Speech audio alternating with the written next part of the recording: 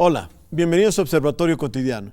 Soy Fernando Castañeda y hoy vamos a hablar de un tema que como mexicanos nos preocupa y sobre todo por toda nuestra historia y afinidades culturales y todo, de lo que está pasando en América Latina.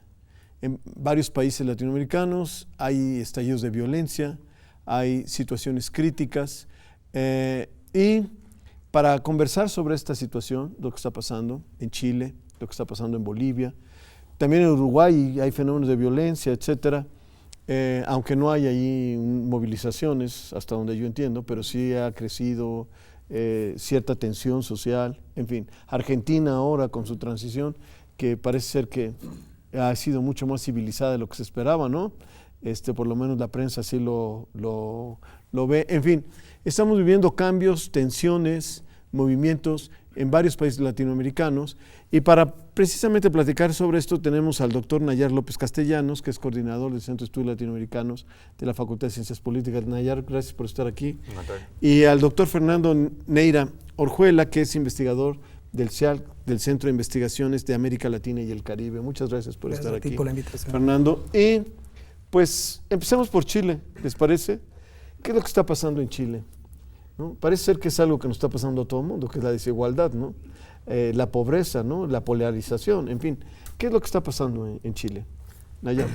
Bueno, yo comenzaría diciendo que partamos de lo que vivió Chile en el 73, con el golpe de Estado que hizo Pinochet, promovido por Estados Unidos, que dio pie a la imposición del primer modelo neoliberal en la época en la historia del mundo.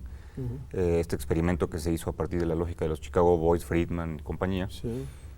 y que prevaleció. Aunque Friedman dice que él nunca fue asesor, fueron sus pupilos. Eso lo dijo, hay un video en donde dice que él nunca fue. Pero sí defiende a Pinochet a pesar de todo. Por supuesto. No, bueno, son una misma sí defendía camada ideológica, digamos, ¿no? Sí. Y entonces Chile se impone una constitución durante la dictadura de Pinochet que sigue prevaleciendo hasta el día de hoy. Yo leo un poco lo que está sucediendo en Chile y esta respuesta tipo dictatorial, como tal, de Piñera, con la represión, en la Constitución. En la Constitución de Pinochet. Claro. Es decir, son décadas de que la sociedad chilena vivió bajo este esquema autoritario y también acompañado de todas las políticas neoliberales. El motivo puntual del aumento de las tarifas del metro pues es la gota que derrama, yo no diría el vaso, sino la cubeta. Porque sí, es el ejemplo más radical de lo que fue el ideal neoliberal, eso hay que decirlo, ¿no? Para que la gente lo entienda, porque ahí sí se privatizó casi todo. Entiendo que el agua es privada, entiendo que la educación. Toda la educación es privada, ¿no? Sí. No hay educación pública hoy en día, ninguna universidad. Todo está basado en un sistema de créditos, ¿no? Hay que pagar. Hay que pagar, aunque sean públicas aunque sean públicas hay que pagar. Pero todas son de cuotas. Sí. Y todas pagan y hay créditos y están endeudados, ¿no? La clase media chilena, además de los sectores explotados, etcétera, la clase media chilena está muy endeudada por todo lo que significa todos estos sistemas de cuotas, ¿no? Sí, eso es un... Y hay libre mercado, me refiero, las cuotas se ponen libremente. No hay Hay algunos parámetros, digamos, financieros que lo regulan, pero en realidad es una relación entre cliente y banco, ¿no? O sea, es una cuestión de mercado exclusivamente. Y tener la concepción de la educación, por ejemplo, como un derecho humano básico y fundamental, a partir de las leyes del mercado, pues es entregar todo el futuro y la capacidad económica de una familia a los vaivenes financieros del momento, ¿no? Ahora, Chile de alguna manera creció económicamente, se convirtió en un país pues que era visto como de una renta más alta, digamos, al promedio de... Uruguay es el que tiene la renta más alta per cápita, ¿no? Pero Chile ahí va al parejo, muy cercano a Uruguay, etcétera, como países que de alguna manera habían logrado un nivel, digamos, de crecimiento económico mejor. ¿En qué fundaban su economía? ¿Siguen siendo la minería, siguen siendo los bienes primarios los que sostienen una economía como la chilena? Sí, no cabe duda que el sector minero en Chile es un sector muy fuerte, especialmente el tema del cobre. Es un tema importante en su economía que se ha ido consolidando en las últimas décadas y digamos que también ha tenido un manejo de inversión extranjera directa importante. Entonces, una economía que ha sabido además dinamizar toda una estrategia de autoemprendedurismo, que la ha fortalecido, que la ha fomentado. Entonces, estos son los ingredientes que han incidido, y el mismo hecho de insertarse en un modelo exportador que le ha redituado, ¿no? Pero lo que uno sí observa es que ese modelo, claro, fue beneficioso, lo ha sido, pero ha terminado siendo sus beneficios para un sector empresarial, para una élite en particular.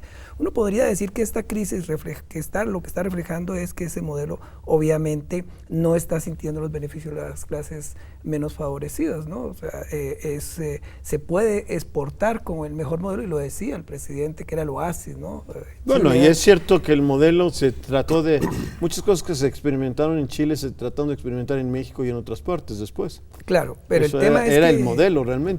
pero los beneficios no eran distribuidos de forma igual. Entonces llega un momento en que esa desigualdad de acceso a los beneficios de una economía de mercado, que obviamente es exitosa, pues tiene que llegar un momento a un punto de quiebre, y fue el momento a partir de esa iniciativa de subir la tarifa del metro. Yo creo que aquí uno tiene que tener en cuenta también que lo que pasa con Chile es que es un país que cambió, pero el Estado no cambió. Este es un Estado, recordémoslo, como bien lo decía doctor Nayar, que creado con la dictadura, tiene un fuerte presidencialismo, y en donde como que esa posibilidad de insertar a los sectores sociales en la actividad productiva con los mismos beneficios no fue bien ¿Cuáles son sustentado. los elementos, digamos, que siguen estando como constantes de esa Constitución, que son problemáticos? Bueno, sobre todo la lógica del sistema político, reducido a un asunto exclusivamente de partidos, donde la sociedad no tiene ninguna interlocución de ninguna naturaleza, a cuestiones inclusive de vital. Pero a ver, por ejemplo, o sea, hay partidos, ¿no? Sí, Al menos sí. hay dos partidos, digamos, ¿no? Más o menos la izquierda ha tenido, ¿no? La democracia, la socialdemocracia y la democracia cristiana han tenido sus candidatos, ¿no? Y han jugado entre ellos, ¿no? Sí, los gobiernos de la concertación, que son los que hacen la transición, digamos, en el 90, pues son los que dominaron políticamente el escenario electoral, hasta que aparece Piñera, ¿no? En un mandato intermedio entre Bachelet y él, o sea, Bachelet, luego Piñera, luego Bachelet, luego Piñera. Son los únicos momentos en que la derecha partidaria gobierna este país y que lleva a este punto del conflicto. Pero previo, en realidad, sin modificar en nada la Constitución. ¿Y por qué no la modificaron? Teniendo, por ejemplo, Bachelet. Son incógnitas Claro, pero no son tan ahí, complejas, ¿no? perdona, Pero yo intervendría diciendo que hay que tener en cuenta ahí que también la Constitución le da un fuerte poder al presidente. O sea, es un Estado Y a muy Bachelet presidencialista. le convenía. Claro, pero por otro lado es un Estado en donde el Parlamento no tiene la misma capacidad de liderazgo, ¿no? Entonces ahí digamos que hablar de separación de poderes en el caso chileno es algo muy relativo, lo cual en términos de una democracia comienza a demostrar fallas, ¿no? Entonces ahí estamos entendiendo el porqué de la situación también que se presenta, la misma reacción del presidente, ¿no? O sea, es ser el que decir, no ve uno al Parlamento en pleno deliberando, sino es un presidente pidiendo perdón, haciendo cambios dentro de esta figura de poder que él encierra, que le da a la Constitución. Bueno, eso es un tema realmente hasta dramático. Yo diría que es dramático, porque después de haber dicho que había manos oscuras y de que eran intereses ajenos y todo, de repente se echa para atrás y empieza a pedir perdón, y además cambia, ¿cuántos son? ¿7 de su gabinete? Siete miembros del gabinete. De su gabinete, ¿no?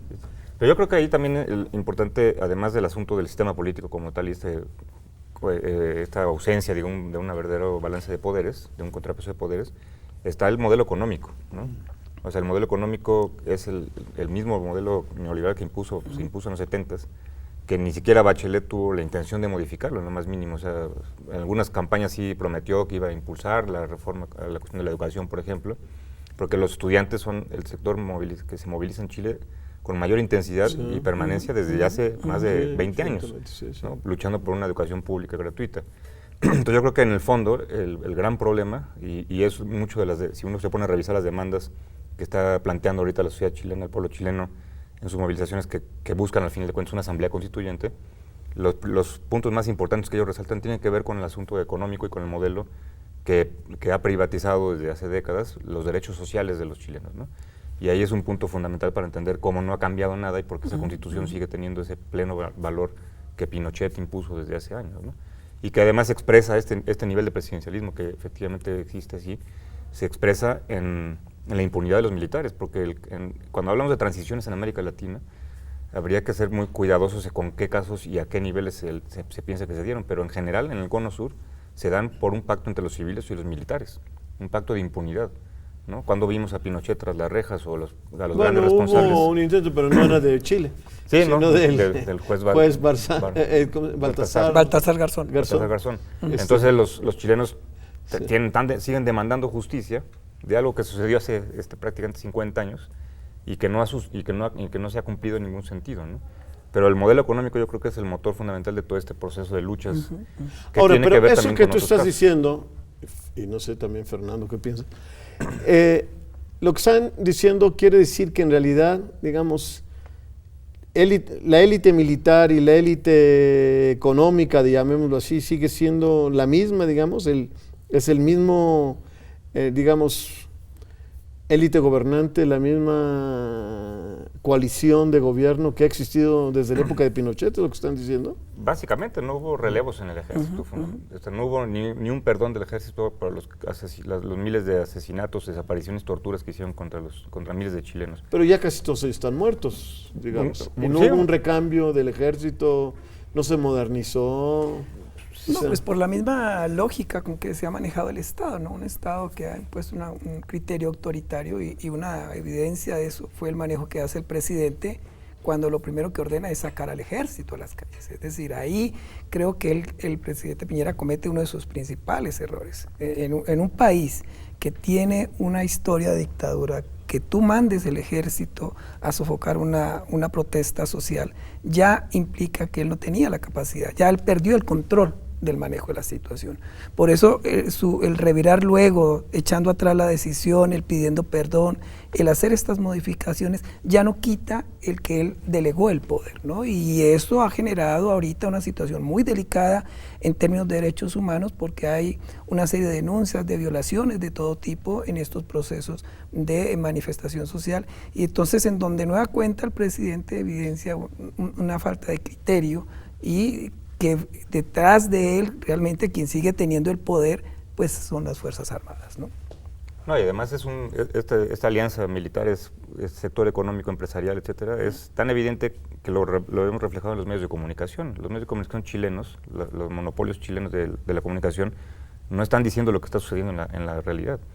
Hay cientos de videos que circulan por las redes sociales donde están filmando las atroces violaciones de los derechos humanos, escenas de la dictadura militar, ¿no? Es como si estuviéramos viendo las películas de aquella época, pero en pleno 2019, cómo los militares están sacando a gente, arrastrándola desde los edificios, cómo están tirando hacia la parte de los ojos, ya van más de 40 muertos, incluyendo niños inclusive, y entonces todo esto los medios de comunicación en Chile no lo están manejando, y ahí es donde se ve esta alianza, porque los medios están protegiendo la impunidad de los militares y no hay ningún espacio institucional dentro del Estado chileno que se atreva a juzgar a los militares, si no lo hubo toda esta La oposición debería... Bueno, tengo que hacer un corte y ahorita volvemos.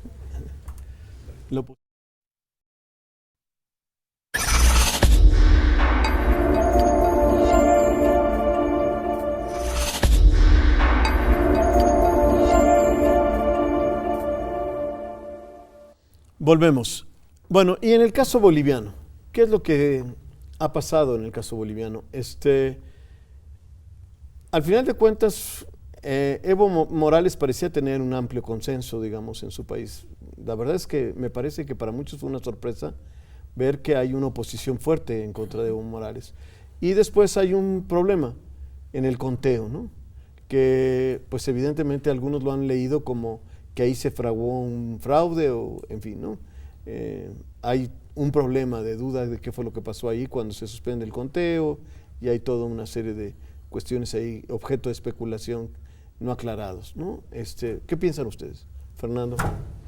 Bueno, yo creo que obviamente aquí de nueva cuenta es Bolivia el epicentro de esa polaridad que aqueja la región, ¿no? Entre derecha e izquierda. No cabe duda que estas elecciones lo que han reflejado en el caso de la candidatura de Evo Morales fue, por un lado, que él pierde un plebiscito que buscaba reivindicar, presentarse a un cuarto mandato, ¿no? Eso para él se vuelve un parámetro en contra en la medida que la oposición se agarra de ahí para decir que él está actuando de forma ilegítima al postularse a un nuevo mandato. Y por otro lado, a eso se suma un desgaste natural de un presidente que ya lleva más de 13 años en el poder, que obviamente le cobra factura a cualquier presidente de cualquier país, claro, ¿no? Entonces, pero además, lo sorprendente de Evo Morales es que, a diferencia de lo que había venido pasando en Bolivia, que verdaderamente casi no duraba, no había estabilidad anterior, Evo Morales logra una estabilidad política que es sorprendente, ¿no? E incluso un bienestar económico, sí. Porque si uno mira los indicadores económicos en Bolivia no son malos, pero claro, obviamente aquí este factor de desgaste más el posicionamiento de una oposición que agarra fuerza y que tiene fuerza en sectores que son estratégicos dentro de la región boliviana. Entonces es un parámetro que incide. Y obviamente ahí entran a incidir otros actores, la presencia de la OEA, hay una presión que busca, cuando uno escucha las últimas declaraciones en donde ni la misma oposición acepta el reconteo por parte de este proceso de recuento por parte de la OEA, sino que de plano ellos ya lo que buscan es desconocer las elecciones y que ellos se den como ganadores o que se hagan nuevas elecciones, ni siquiera están aceptando ya segunda ronda, ¿no? Entonces aquí yo creo que el panorama está agarrando un tinte que se aleja del tema netamente electoral y que queda en un plano más político. Bueno, el resultado electoral es 47-37, ¿no? Son algunas décimas más de lo que se necesitaba para ganar en una primera vuelta, sin tener que llegar al 50%, porque hay un 10% de distancia del segundo lugar. Entonces, el resultado está ahí. Obviamente que la oposición lo que ha estado haciendo pues, es buscar generar las condiciones para un golpe de Estado, ¿no? Apoyado por Estados Unidos abiertamente a través de la OEA. ¿Pero cómo puede ser un golpe de Estado en el caso boliviano? Con todo este proceso de movilizaciones que están haciendo, Pero los militares no están participando. Pues seguramente estarán buscando algún sector que quisiera ser partícipes de un hecho de esta naturaleza, pero los militares han sido muy leales, digamos, a este proceso de transformación que se ha dado desde el 2006, y sería sorprendente que por ahí pudiera ser. Lo que pasa es que lo que se busca es hacer como un escenario, digamos, de conflicto interno al nivel de lo que ha sucedido en Venezuela, lo que estuvo sucediendo en Venezuela hace unos meses, para crear las condiciones de una especie de Guaidó interno y entonces tratar de estabilizar a Bolivia como se ha intentado hacer en Venezuela. Inclusive, Carlos Mesa estuvo a punto de autoproclamarse presidente al estilo Guaidó, ¿no? Pero tuvieron una decisión de último momento en que se echaban para atrás con esto. Es sorprendente, por ejemplo, el caso de la OEA, que llamara, que en alianza, digamos, con lo que está la oposición demandando, llamara a que se hiciera una segunda vuelta porque no le convencía a la OEA esos pequeños porcentajes. Entonces, digo, eso es inclusive hasta irónico, ¿no? Decir, bueno, entonces, ¿cuál es el porcentaje que te convence a ti, ¿no? para ganar una elección? Las elecciones se ganan por un voto, inclusive, de diferencia. No se cuestiona si es un voto o 1 millón de votos, ¿no? Entonces, yo creo que lo que está de fondo... Incluso en nuestro país, después del 2006, hay medidas para que en un momento dado, por ejemplo, en México ya hoy, si la diferencia es menos de un 1%, debe hacerse un conteo. Exacto, y es lo que ofreció, lo que se ofreció a la autoridad electoral boliviana, es decir, que se cuenten todos los votos para que ya no haya dudas al respecto. Lo que pasa es que como efectivamente coincidimos, ellos ya no están buscando, están aprovechando este contexto, esta supuesta sospecha, digamos, de fraude electoral, para generar una inestabilidad política, que es el estilo de lo que hicieron también por ahí del 2007, 2008, cuando se dio la famosa protesta de la media luna, ¿no? Estos 3 departamentos donde se concentra el poder empresarial boliviano, que buscaron también generar las condiciones para un golpe de Estado, ¿no? Se ubica así ese momento político que se vivió. Y lo que inclusive uno se da cuenta también en todas estas manifestaciones es el profundo sentimiento racista de este sector de la derecha boliviana, porque están llamando abiertamente a matar al indio, ¿no? O sea, todo va a ir con una connotación racista que refleja, digamos, lo que significa. Ahora, es absurdo en el caso boliviano, porque la población indígena es mayoritaria, ¿no? Claro, pero y curiosamente, es una cosa absurda. Algo interesante el proceso como se está dando es que ahorita es ese sector indígena el que está comenzando a salir a apoyar el gobierno, porque ya entendieron la gravedad de lo que implicaría el que se quitara al gobierno, se generara un mandato forzado de parte de la derecha, ¿no? Entonces, esta presencia ya de sectores indígenas que abiertamente están manifestando apoyo al presidente, así como algunos sectores de los sindicatos, es muy interesante, en contraposición a una oposición que tiene como mayor presencia a generaciones jóvenes, a gente joven, podemos pensar clase media alta, ¿sí? Que está ahí inserta, más algunos sectores populares. Entonces, eso da un panorama muy interesante de confrontación a diferentes sectores, pero en donde es clave ese apoyo que tiene el presidente Evo Morales de parte del sector indígena. Bueno, y perdón que cambie a otro tema, pero me parece importante, porque con estos casos se ha olvidado cosas como lo que está pasando en Colombia, por ejemplo, ¿no? Y en la misma Venezuela, como tú mencionas. Haití. Honduras. Sí, Honduras. Bueno, pero por ejemplo Colombia, bueno, que a veces no lo discutimos mucho, y el caso colombiano es un caso también muy interesante porque Juan Manuel Santos, ¿no? Llega a un acuerdo, ¿no? Y llega a un proyecto de pacificación, hay toda una serie de medidas, de perdones, de reconocimiento, no sé si de todos, pero de una buena parte de la gente que participó en la guerrilla, para que se formen como partido, como fuerza política, ¿no? Se llega a un arreglo, digamos, de una división histórica, de una confrontación histórica en el caso colombiano que duró, ¿cuántos? ¿50 años? Más de 50 años. Más de 50 años. Y él logra de alguna manera, parecía que eso había cambiado los parámetros y de repente, ¡pum!, ¿no? Sale Juan Manuel Santos y se intenta regresar para atrás, ¿no? Todo esto echar para atrás y regresar a la vieja confrontación. ¿O qué es lo que está pasando en Colombia? Sí, aquí en Colombia lo que hay que tener presente es que cuando asume el poder Álvaro Uribe, que encarna todo el poder de la derecha y la extrema derecha en Colombia, que incluso ha estado relacionada con formación de grupos paramilitares y autodefensas, su doble mandato, que incluso sobornando a algunos congresistas para lograr la reelección, hizo que Colombia entrara en un proceso de polarización que ya venía, pero que a partir de ahí se agudiza y que se va a incrementar cuando el presidente Juan Manuel Santos trabaja en el proceso de paz, ¿no? Un proceso de paz que tiene muchos reveses, que son más de 6 años de negociaciones en donde participan los Estados Unidos, la Unión Europea, la OEA, las grandes instituciones que apoyan obviamente un proceso de paz. Sin embargo, el expresidente Uribe es una persona que tiene un caudal político importante y usando ese caudal político logran echar atrás el plebiscito para aprobar el proceso de paz. Entonces, a partir de ahí se empodera este sector de extrema derecha.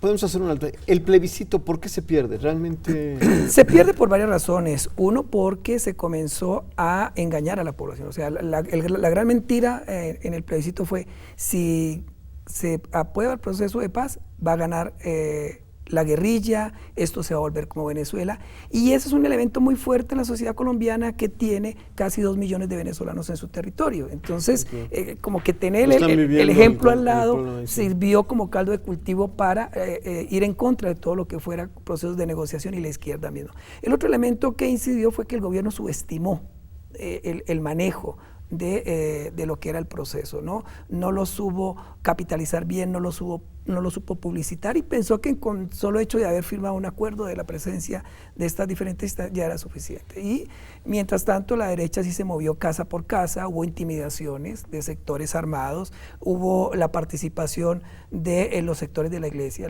jugó un papel clave en este tema, porque gran parte de los discursos que se le vendía a la iglesia es que si se aprueba el proceso de paz y la guerrilla toma el poder, si va a entrar al Congreso, lo que se van a violentar son todos los derechos religiosos. Entonces, eso jugó un papel muy importante e insisto, ese capital político de Uribe. ¿Eso qué determinó? Determinó un país muy dividido que facilitó en las nuevas elecciones que ganara Iván Duque, que es, digamos, podríamos decirle la chichincle de Álvaro Uribe, porque Uribe no podía presentarse, entonces escoge a alguien que puede manipular, porque recordemos que él también postuló a Santos, solo que Santos se le cambió, y entonces él, para evitar eso, postula a Iván Duque, que no se le va a cambiar, porque venía del BID, de ser funcionario en el BID, y entonces con él gana la presidencia derivado del triunfo en el plebiscito, ¿sí? De esa pequeña diferencia que hubo a favor de ellos en el plebiscito. Entonces, a partir de ahí se comienza a generar algo muy preocupante en el caso colombiano, que es, digamos que, acelerar el modelo neoliberal en diferentes ámbitos, generar procesos de deterioro social que se han manifestado en que hoy en día tenemos más de 400 líderes sociales asesinados, en donde vemos unos problemas muy delicados en el campo, porque gran parte del proceso de paz iba en beneficio del campo. Hoy en día el campo es algo que está tomado por sectores afines al gobierno, y entonces esa polaridad lo que ha venido trayendo son procesos de agresión a defensores de derechos humanos, procesos de privatización, y lo que ha desencadenado recientemente las manifestaciones tiene que ver con temas de corrupción en el campo educativo, en donde se ha violado la autonomía. Ya a partir de estas manifestaciones se ha permitido que el ejército entre a algunas universidades, se está privatizando la educación, y entonces hay un movimiento estudiantil propugnando porque haya un cambio de actitud hacia la educación. También hay una presión indígena, también hay una presión social muy fuerte, y digamos que lo más reciente fue que en las elecciones regionales de gobernadores, alcalde, el pueblo dijo: no queremos más polarización, y votaron por candidatos de centro. Entonces eso fue un revés para el actual gobierno. Bueno, lamentablemente se nos acabó el tiempo. Es realmente... Yo creo que debemos reflexionar, ¿no?, lo que está pasando en América Latina, pensando también en nosotros, en México, porque al final de cuentas, con sus variantes, parece haber, ¿no?, un eje que atraviesa todos estos países, esta polarización. Sí, yo creo que el eje, si se puede, 20 segundos, y el eje es que las sociedades latinoamericanas no quieren más neoliberalismo. En Argentina se dio con la derrota de Macri y el triunfo del kirchnerismo, y las movilizaciones que existen en diferentes países como Haití, lo que sucedió en Ecuador, etcétera, dan muestra de que son sociedades que están ya hartas, digamos, de un modelo que demostró sus fracasos, ¿no? Bueno, sí, efectivamente. Pues muchísimas gracias. A ti por la invitación. Y nos vemos la próxima semana. Gracias.